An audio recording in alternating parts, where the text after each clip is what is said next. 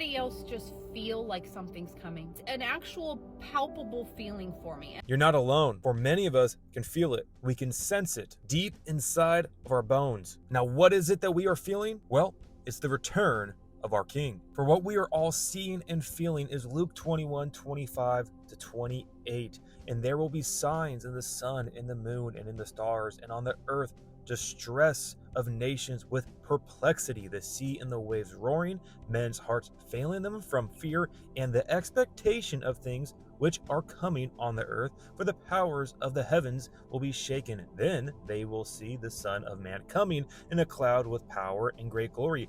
Now, when these things begin to happen, look up and lift up your heads, because your redemption draws near. So here's a few things I want to point out here. So there will be signs in the sun, in the moon, and the stars. Are we not seeing signs in the heavens, in the sun, moon, and stars? So followed up by the signs in the sun, moon, and stars, we are warned about signs on the earth with distress of nations, with perplexity. I don't know about you guys, but when I look around, I see a world or an earth filled with distress and perplexity. You have complete economic collapse going on globally. You have famine. You have wars everywhere. I mean, look at Haiti, look at Ukraine, look at Russia, look at the Middle East, look at Europe with the refugees. I mean, you can just look at all these nations and how they are in distress, and people are perplexed. People can't understand what's going on. Why is baby formula $100 for a can? Why is gas $5? Why is this? Why is that? Why? People are perplexed with the distress going on around them. Okay, verse 26, men's hearts failing them from the fear and the expectation of those things which are coming on the earth. So here, notice, people will know things coming. There will be expectations of distress, judgment falling, and there is fear that is striking their hearts. And then the powers of the heavens will be shaken. Then they will see the Son of Man coming in a cloud with power and great glory. So this idea that there's expectations, and then you have power shaken in heaven, you have the great tribulation, and then after that you have Jesus coming in the clouds.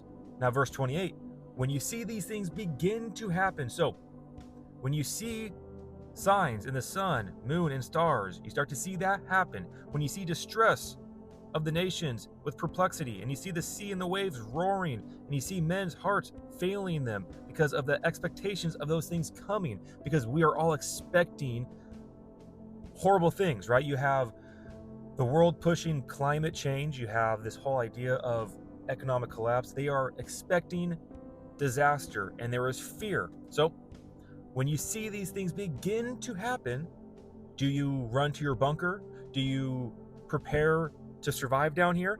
No, you look up, for your redemption draws near. For that's what we are feeling right now, believers in Jesus Christ.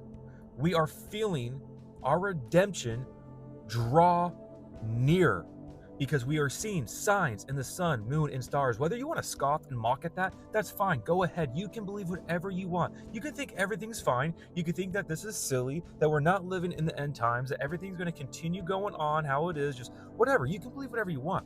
But to those who have that feeling, to those who can see what's going on, they can see the clear warning of Luke 21. When you see signs in the heavens, the sun, moon, and stars, when nations are in distress with perplexity, when all of these things start to happen, look up, for your redemption draws near. So you are not alone with this feeling in your soul, to your bones, that the King is returning, that this world is going into utter chaos. Lawlessness is abounding.